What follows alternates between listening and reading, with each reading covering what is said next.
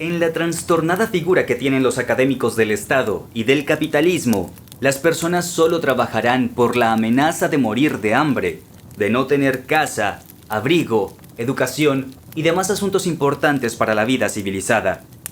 Con ejemplos sencillos, Kropotkin señala que el trabajo comunitario y enfocado en producir lo esencialmente útil proporcionará bien pronto todos los bienes y servicios de los cuales se privan hoy la gran mayoría de personas. El trabajo manual es el sustento de la vida orgánica y por ende no debiera desligarse de las actividades diarias de cualquier persona. Ya veremos qué nos deparará el futuro tecnológico con respecto a cómo debemos trabajar para suplir nuestras necesidades cuando reemplacemos nuestros huesos, corazón y cerebro por metales, bombas y circuitos. Entre tanto, les invitamos a prestar mucha atención a lo que viene a continuación.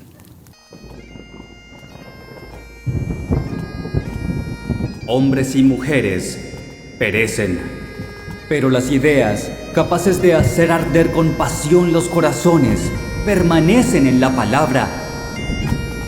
Bienvenidos sean, hombres y mujeres.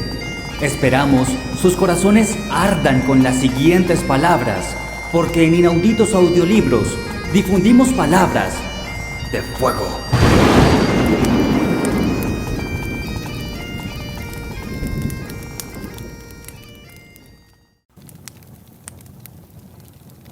Objeciones. Examinemos ahora las principales objeciones que se oponen al comunismo. La mayoría provienen, evidentemente, de un simple malentendido, pero algunas plantean cuestiones importantes y ameritan toda nuestra atención. No tenemos por qué ocuparnos en refutar las objeciones que se le hacen al comunismo autoritario. Nosotros mismos las constatamos. Las naciones civilizadas han sufrido demasiado en la lucha que ha de llevar a la liberación del individuo para poder renegar del pasado y tolerar un gobierno que venga a imponerse hasta en los menores detalles de la vida del ciudadano, aun cuando ese gobierno no tuviese otro objetivo que el bien de la comunidad. Si alguna vez llegase a constituirse una sociedad comunista autoritaria, no duraría, y bien pronto se vería obligada, por el descontento general, a disolverse o a reorganizarse sobre principios de libertad. Vamos a ocuparnos de una sociedad comunista anarquista, de una sociedad que reconozca la libertad plena y completa del individuo, no admita ninguna autoridad y no utilice fuerza alguna para forzar al hombre al trabajo. Nos limitaremos en estos estudios al costado económico de la cuestión. Veamos si esta sociedad tendría la oportunidad de desarrollarse felizmente, compuesta por hombres tales como son actualmente, es decir, ni más perversos ni mejores, ni más ni menos laboriosos. La objeción primera es conocida. Si cada uno tiene asegurada su existencia, y si la necesidad de ganar un salario no obliga al hombre a trabajar, nadie trabajará. Cada uno descargará sobre los otros el trabajo que no se vea forzado a hacer. Remarquemos ante todo la increíble ligereza con que se hace esta objeción, sin suponer que en realidad la cuestión se reduce a saber si, por una parte, se obtienen efectivamente con el trabajo asalariado los resultados que se pretende obtener, y si, por otra parte, el trabajo voluntario no es ya hoy más productivo que el trabajo estimulado por el salario, cuestión que exigiría un estudio profundo. Pero mientras que en las ciencias exactas nadie se pronuncia sobre asuntos infinitamente menos importantes y menos complicados, sino después de serias investigaciones, recogiendo cuidadosamente los hechos y analizando sus relaciones, aquí se contentan con un hecho cualquiera, por ejemplo, el fracaso de una asociación de comunistas en América para dar su veredicto sin apelación. Los que objetan proceden como aquel abogado que no ve en el abogado de la parte adversa al representante de una causa o de una opinión contraria a la suya, sino a un simple contrincante en una justa oratoria, y que si se es lo bastante afortunado de encontrar la respuesta, no se preocupa además de tener razón. Es por esto que no avanza el estudio de la base fundamental de toda la economía política, el estudio de las condiciones más favorables para dar a la sociedad la mayor suma de productos útiles con la menor pérdida de fuerza humana. Ellos se limitan a repetir los lugares comunes o bien hacen silencio. Lo que hace esta ligereza tanto más sorprendente es que hasta en la economía política capitalista se encuentran ya algunos escritores, llevados por la fuerza de las cosas, forzados a poner en duda el axioma de los fundadores de su ciencia, axioma según el cual la amenaza del hambre sería el mejor estimulante del hombre para el trabajo productivo.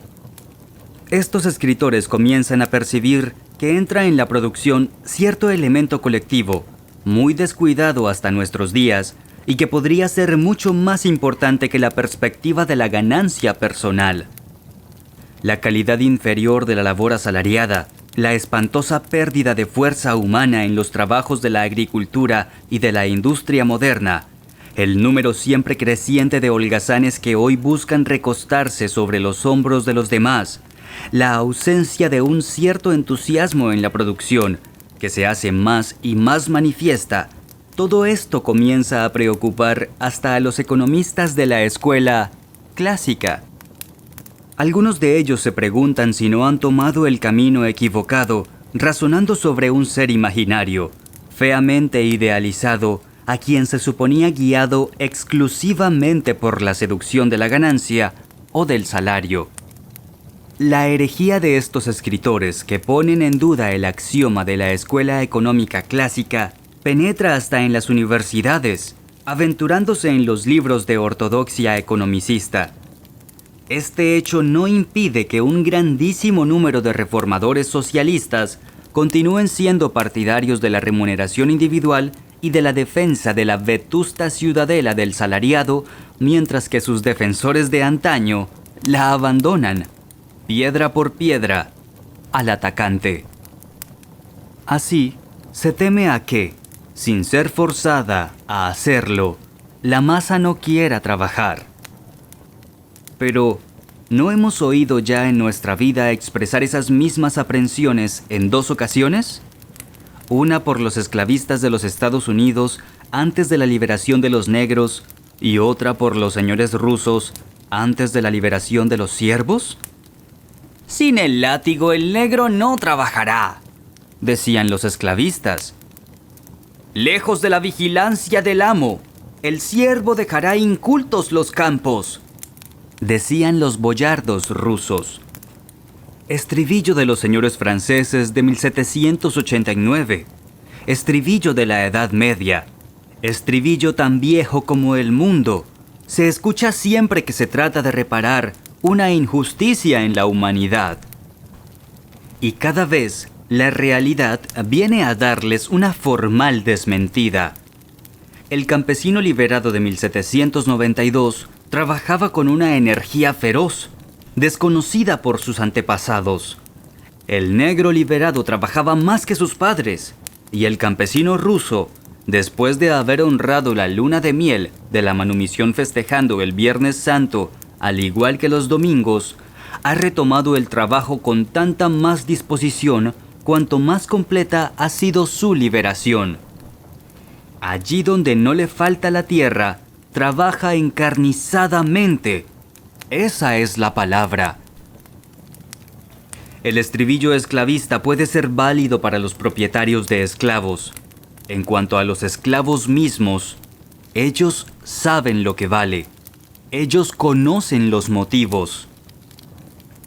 Por otra parte, ¿quién sino los economistas son los que nos enseñan que si el asalariado desempeña tan bien como mal su tarea, en cambio el trabajo intenso y productivo solo es obra del hombre que ve aumentar su bienestar en proporción a sus esfuerzos? Todos los cánticos entonados en honor de la propiedad se reducen precisamente a este axioma. Cuando, cosa notable, Queriendo celebrar los beneficios de la propiedad, los economistas nos muestran cómo una tierra inculta, un pantano o un pedregal se cubren de ricas mieses con el sudor del campesino propietario, no prueban de ningún modo su tesis en favor de la propiedad.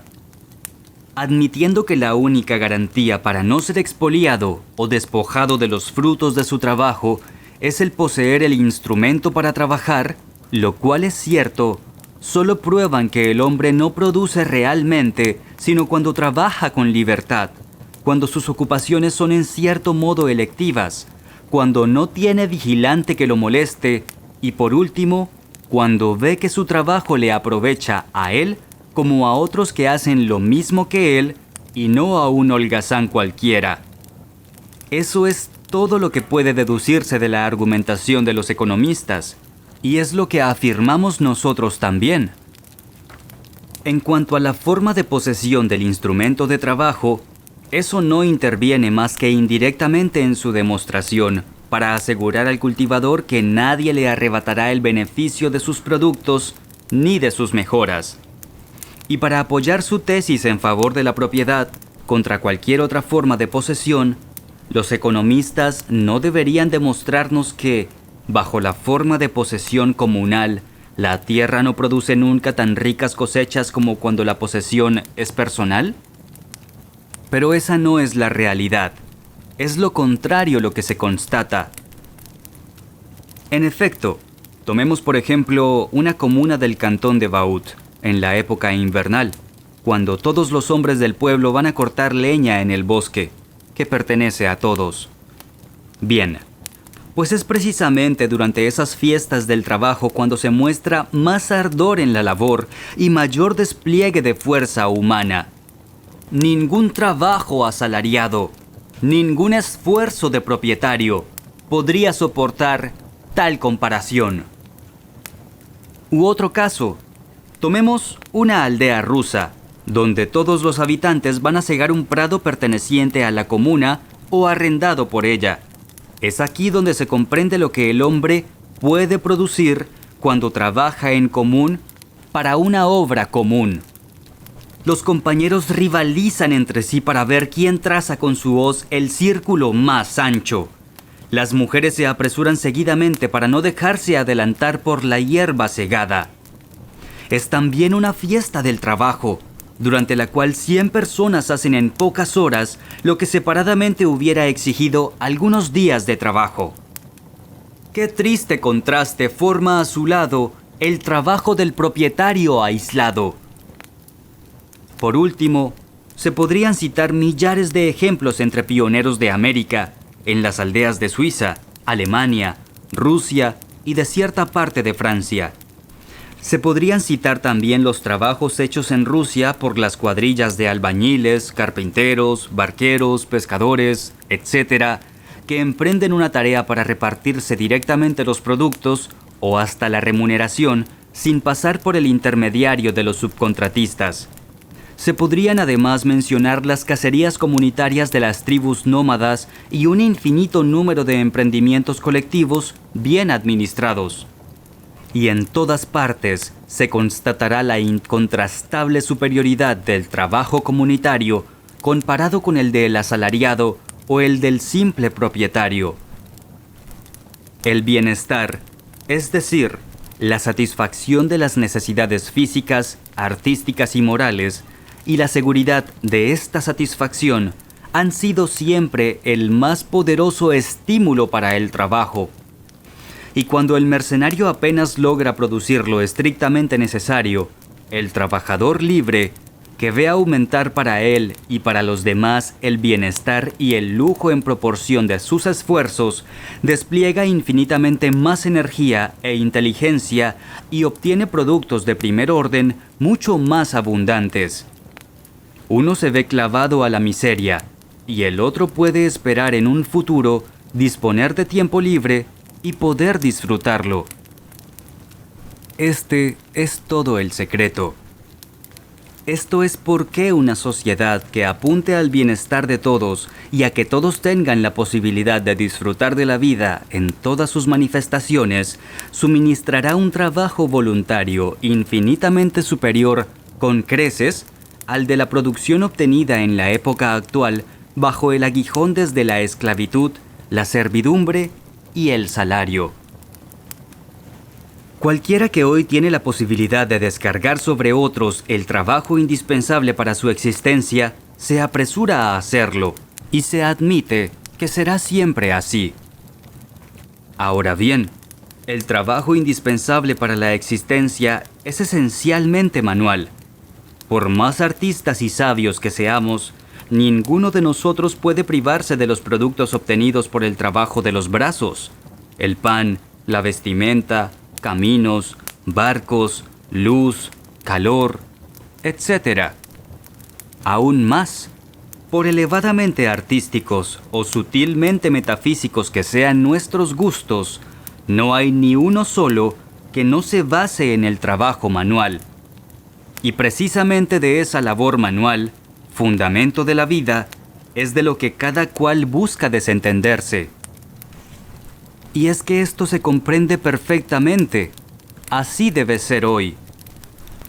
Porque hacer un trabajo manual significa en la actualidad encerrarse 10 o 12 horas diarias en un taller malsano y permanecer 10, 30 años, toda la vida, amarrado a la misma tarea. Eso significa condenarse a un salario mezquino, estar entregado a la incertidumbre del mañana, a la desocupación, muy frecuentemente a la miseria y con más frecuencia aún a la muerte en un hospital después de haber trabajado 40 años en alimentar, vestir, recrear e instruir a otros que no son ni uno mismo ni sus hijos. Eso significa llevar toda la vida ante los ojos de los demás el sello de la inferioridad y tener uno mismo conciencia de esa inferioridad, porque, digan lo que quieran las buenas personas, el trabajador manual se ha considerado siempre inferior al trabajador intelectual. Y el que ha trabajado 10 horas en el taller no tiene el tiempo, ni menos los medios, para proporcionarse los grandes placeres de la ciencia y del arte, ni sobre todo para prepararse para apreciarlos. Tiene que contentarse con las migajas que caen de la mesa de los privilegiados. Comprendemos entonces que, en estas condiciones, el trabajo manual sea considerado como una maldición del destino.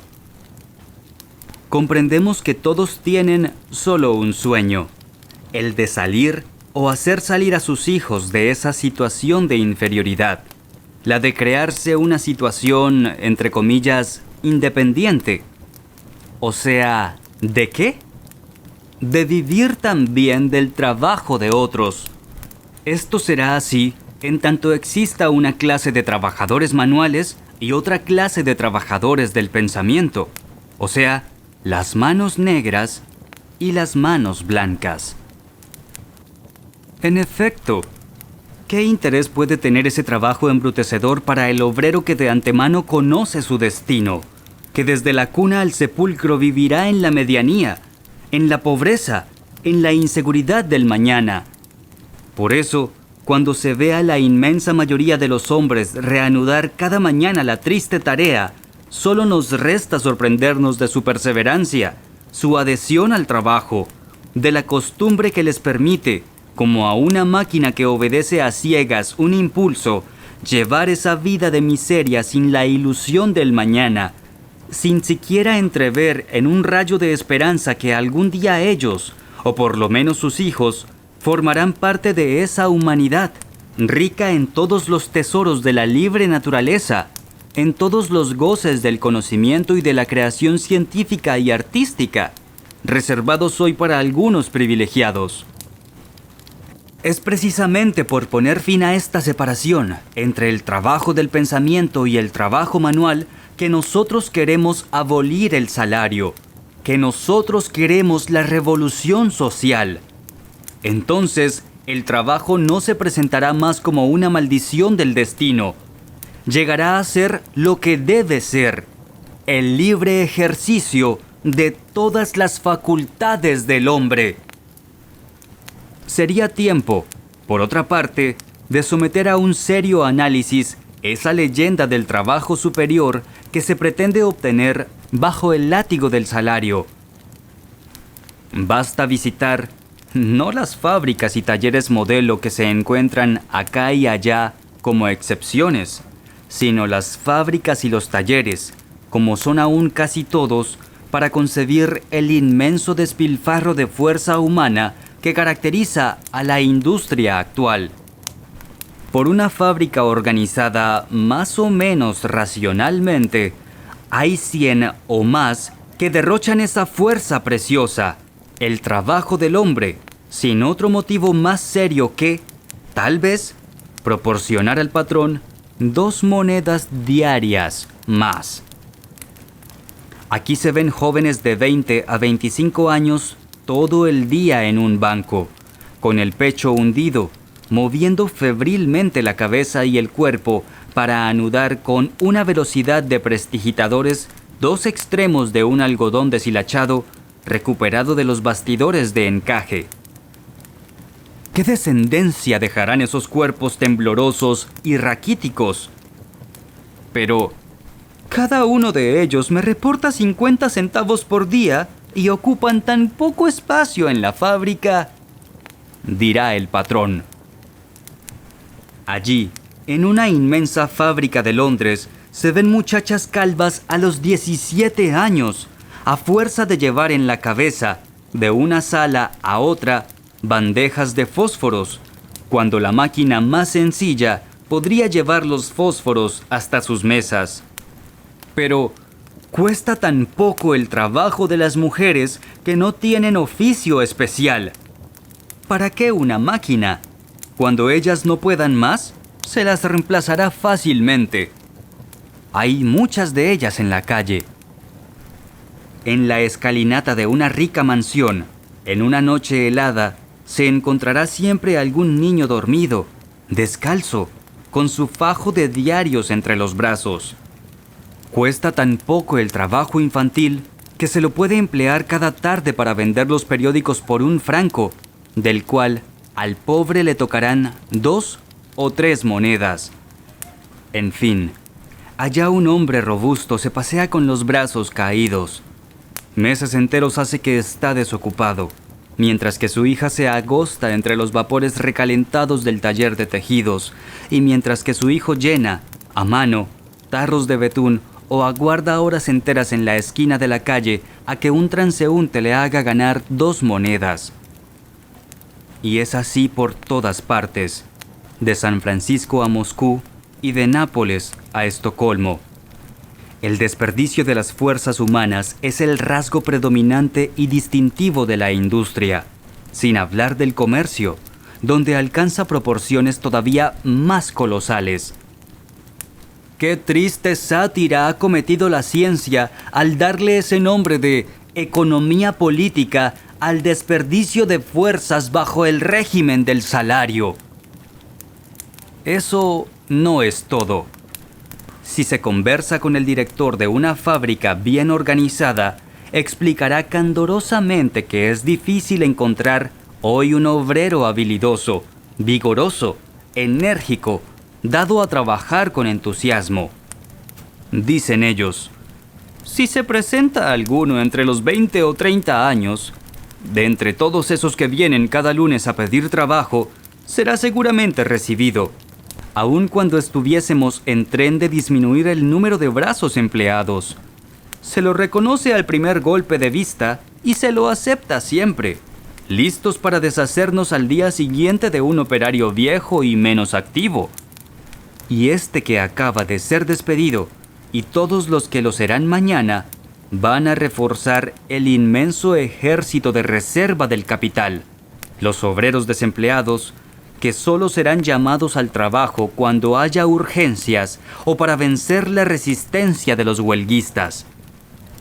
O bien, también podremos encontrar ese desecho de las mejores fábricas. Ese trabajador mediano va a unirse con el también formidable ejército de los obreros viejos o poco habilidosos que circulan continuamente en las fábricas secundarias, aquellas que apenas cubren sus gastos y mantienen el negocio mediante trucos y trampas para engañar al comprador y sobre todo al consumidor de países lejanos. Y si se habla con el mismo trabajador, se sabrá que en los talleres el obrero no hace nunca todo lo que es capaz de hacer. Desgraciado de aquel que en una fábrica inglesa no siga el consejo que al entrar le dan sus camaradas. Porque los trabajadores saben que si, en un momento de generosidad, ceden a las instancias de un patrón y consienten en intensificar el trabajo para concluir encargos apremiantes, ese trabajo nervioso, intensificado, se exigirá en adelante como regla en la escala de los salarios. Por eso, en 9 fábricas de cada 10 prefieren no producir nunca tanto como podrían.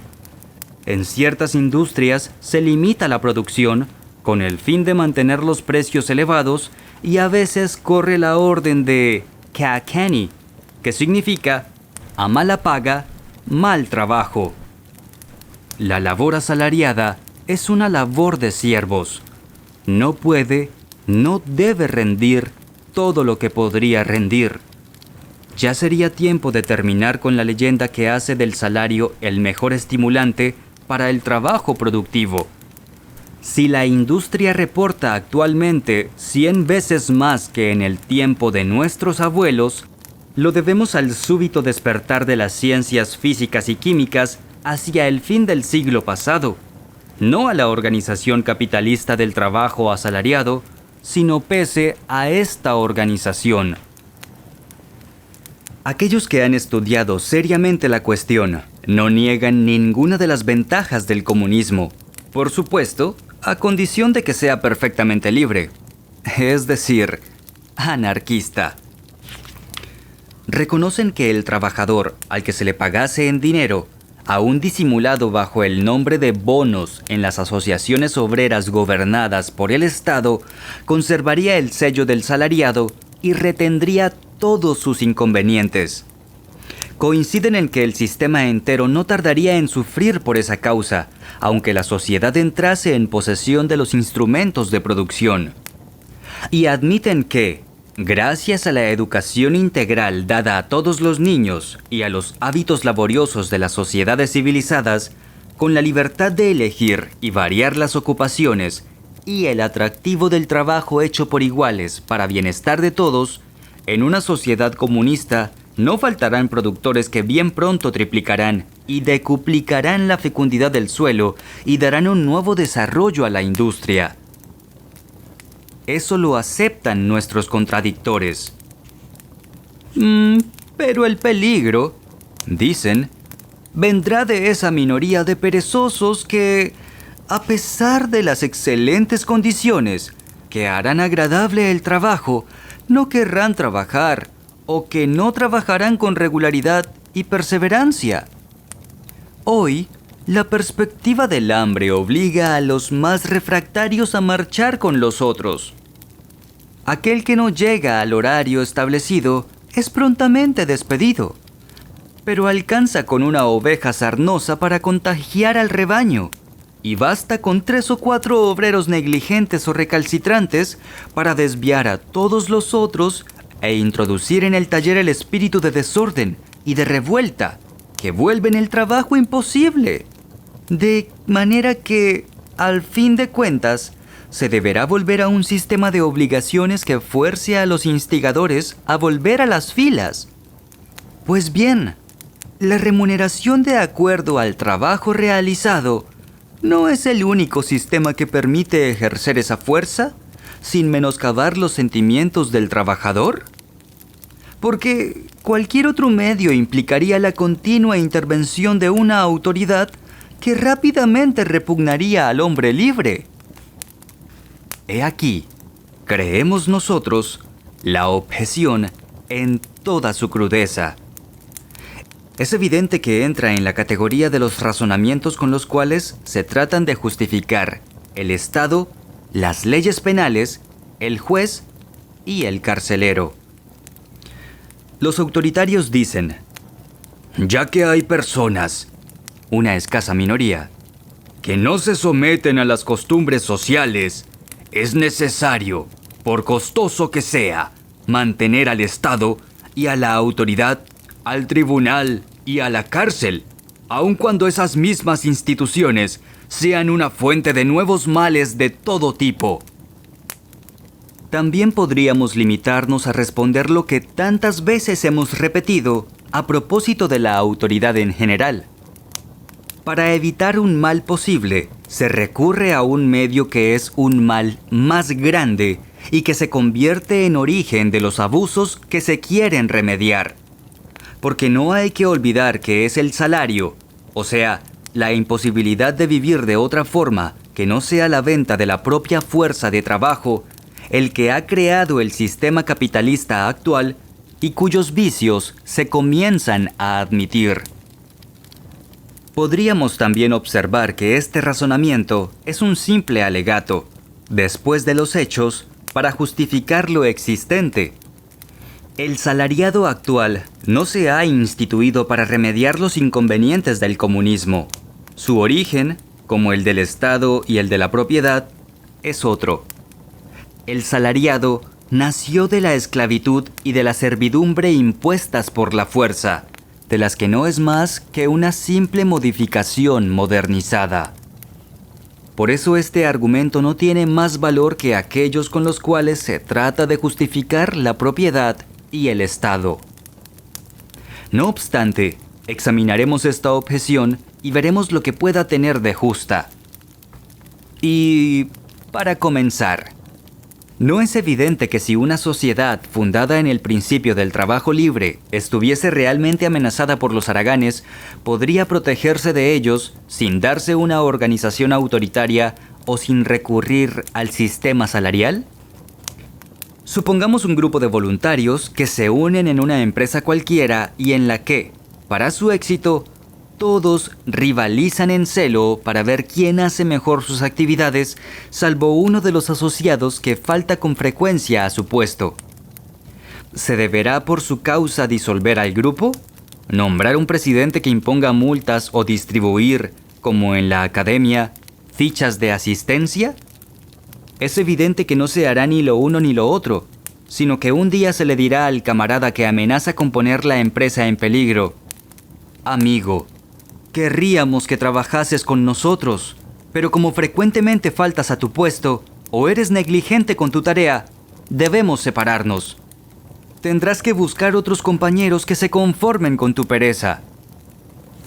Este medio es tan natural que se practica hoy en todas partes, en todas las industrias, en concurrencia con todos los sistemas posibles de multas, deducciones de salario, de vigilancia, etc. El obrero puede entrar a la fábrica a horario, pero si hace mal su trabajo, si estorba a sus camaradas por su negligencia o por otros defectos, si entra en conflicto con ellos, está acabado. Será forzado a dejar el taller.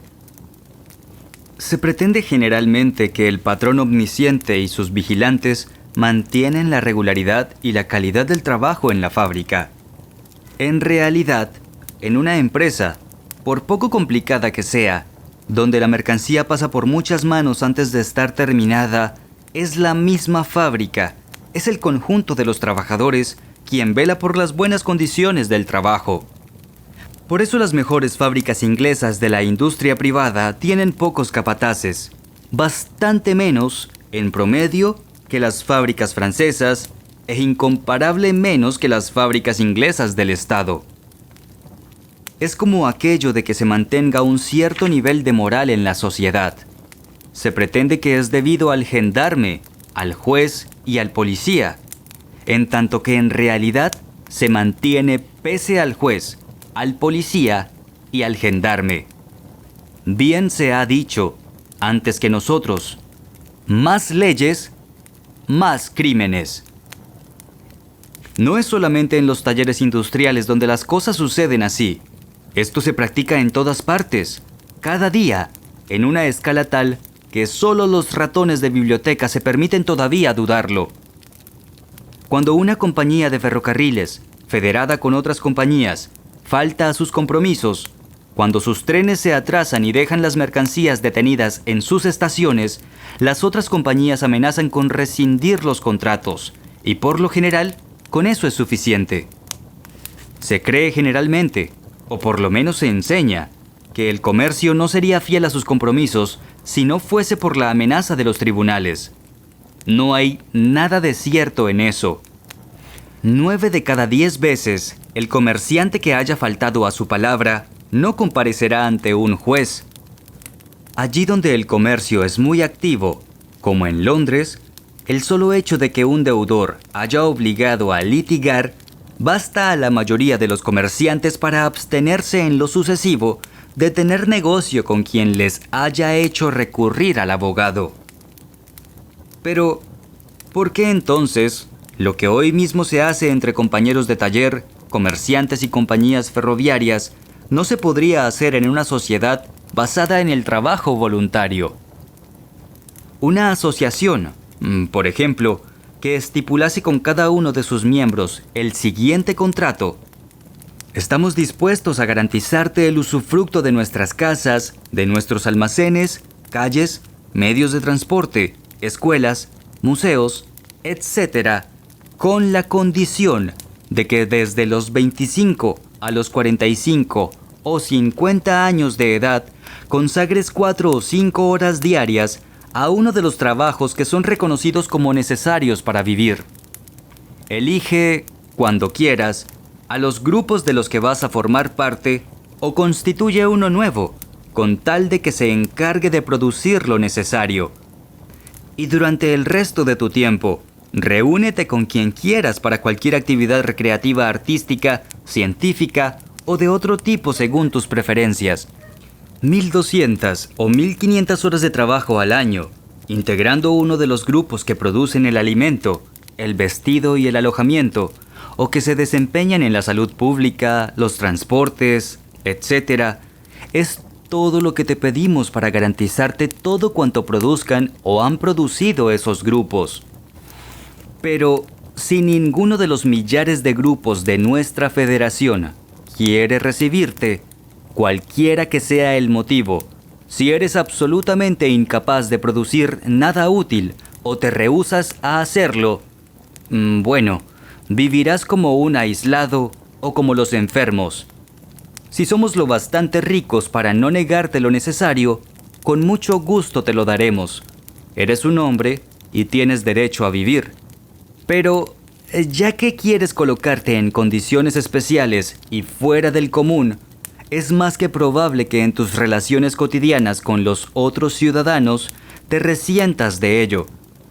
Se te mirará como un residuo de la sociedad burguesa, a menos que tus amigos, descubriendo en ti a un genio, se apresuren a librarte de toda obligación moral para con la sociedad, haciendo por ti el trabajo necesario para la vida.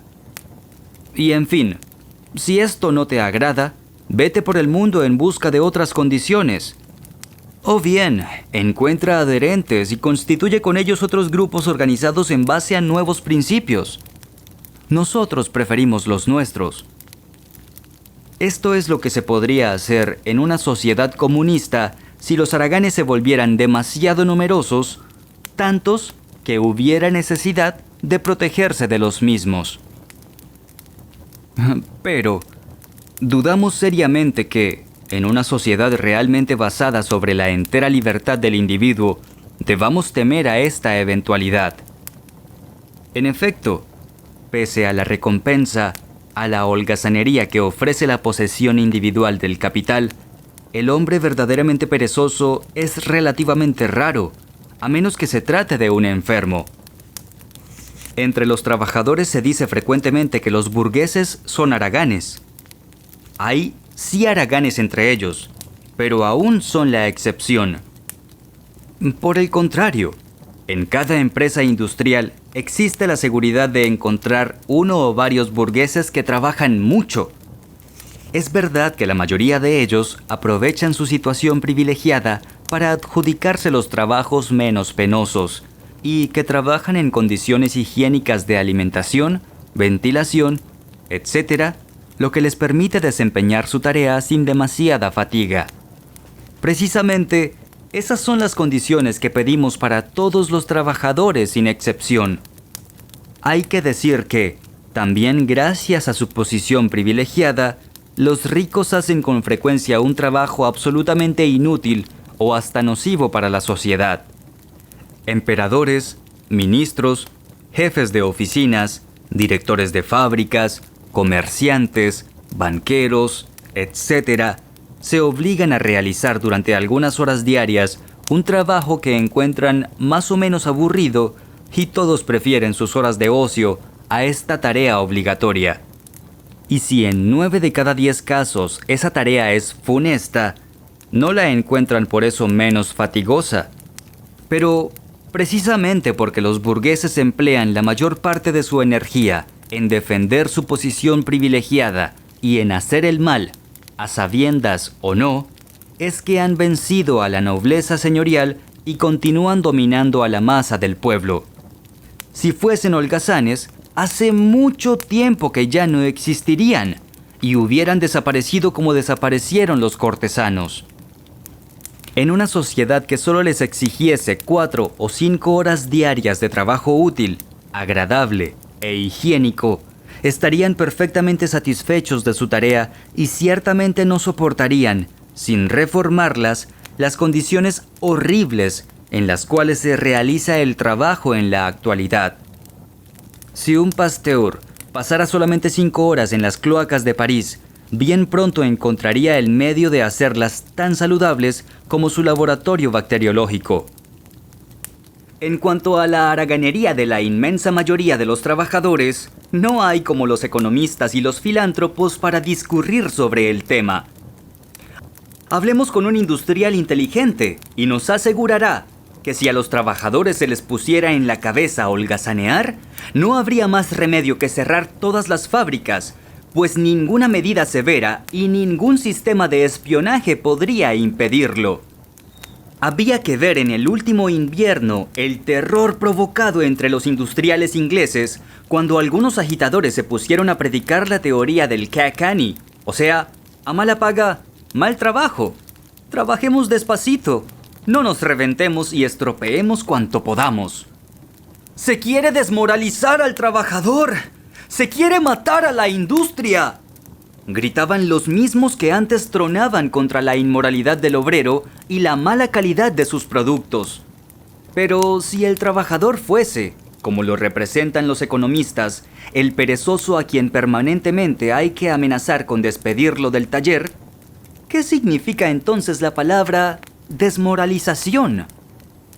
Así, cuando se habla de la posible holgazanería, hay que comprender que se trata de una minoría, de una ínfima minoría en la sociedad. Y antes de legislar contra esa minoría, ¿no sería más urgente conocer su origen? Cualquiera que lo observe con una mirada inteligente sabe muy bien que el niño reputado como perezoso en la escuela es con frecuencia aquel que comprende mal lo que le enseñan mal. Más frecuentemente aún, su caso proviene de una debilidad cerebral, consecuencia de la pobreza y de una educación antihigiénica. Ese muchacho, perezoso para el latín y el griego, trabajará como un negro si se lo inicia en las ciencias, sobre todo a través del trabajo manual. Esa jovencita reputada como una nulidad para las matemáticas será la primera matemática si ella da azarosamente con alguien que le sepa interpretar y le explique mejor aquello que ella no comprende de los elementos de la aritmética. Y aquel obrero, negligente en la fábrica, rotura su jardín desde el alba mientras contempla cómo el sol se levanta y cae en la tarde y la noche, hasta que toda la naturaleza entra en reposo. Alguien ha dicho que el polvo es la materia que no está en su sitio. La misma definición se aplica a las 9/10 de los llamados perezosos. Son personas desorientadas en una senda que no responde a su temperamento ni a sus capacidades. Leyendo las biografías de los grandes hombres, sorprende el número de perezosos entre ellos. Perezosos en tanto no encontraron su verdadero camino, y laboriosos a ultranza más tarde. Darwin, Stephenson y tantos otros figuran entre estos perezosos. Muy frecuentemente, el perezoso no es más que un hombre a quien repugna hacer toda su vida la 18ª parte de un alfiler o la 100ª parte de un reloj, cuando se siente con una exuberancia de energía que quisiera gastar de otra manera. También con frecuencia es un rebelde que no puede admitir la idea de estar toda su vida clavado en ese banco, trabajando por proporcionar 1000 satisfacciones a su patrón, sabiéndose mucho menos estúpido que él y sin otra culpa que la de haber nacido en un cuartucho en vez de haber venido al mundo en una mansión. Finalmente, buen número de perezosos no conocen el oficio con el que se ven obligados a ganarse la vida.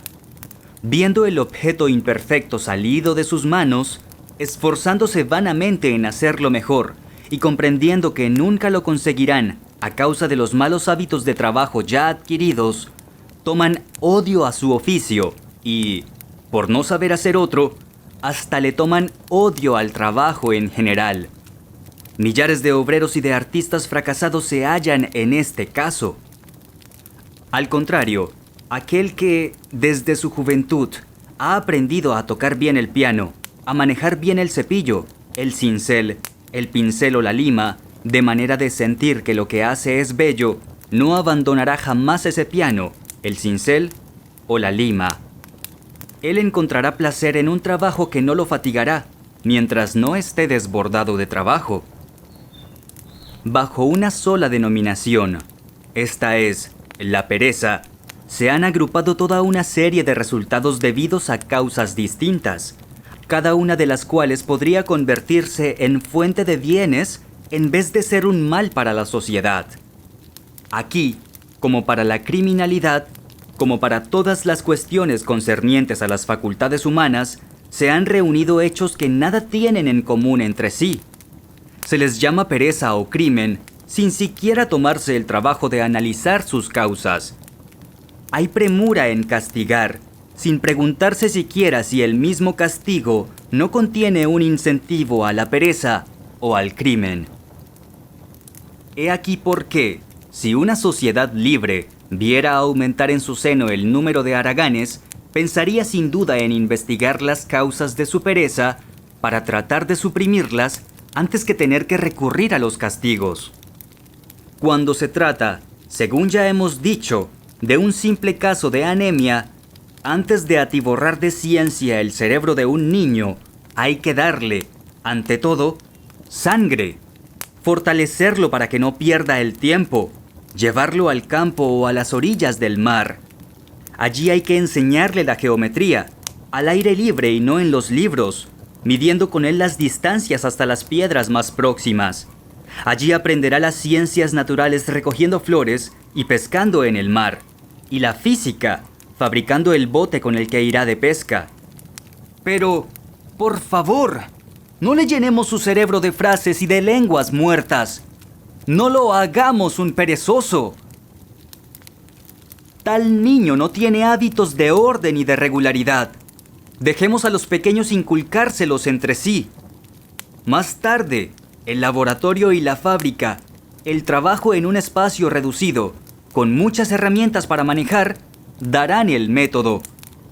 No hagamos seres desordenados con la escuela, la cual no tiene más orden que el de la simetría de los bancos, y que además, como verdadera imagen del caos de sus enseñanzas, no inspirará jamás a nadie el amor a la armonía, a la constancia y al método en el trabajo. ¿Es que acaso no se ve que con los métodos de enseñanza utilizados, elaborados por un ministerio para 8 millones de escolares, que representan 8 millones de capacidades diferentes, no se hace más que imponer un sistema bueno para mediocres e imaginado por un promedio de mediocridades? La escuela así concebida se convierte en una universidad de la pereza, así como la cárcel se convierte en una universidad del crimen.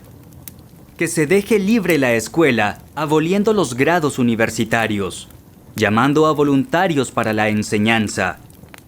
Que se comience de esta manera, en lugar de dictar leyes contra la pereza que no harán más que regimentarla.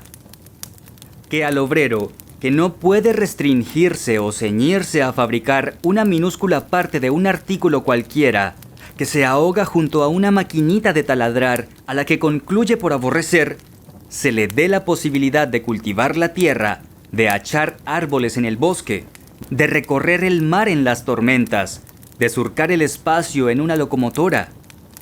Pero no que se nos haga de él un perezoso, obligándolo toda su vida a vigilar una máquina de punzonar cabezas de tornillos o de perforar ojos de agujas.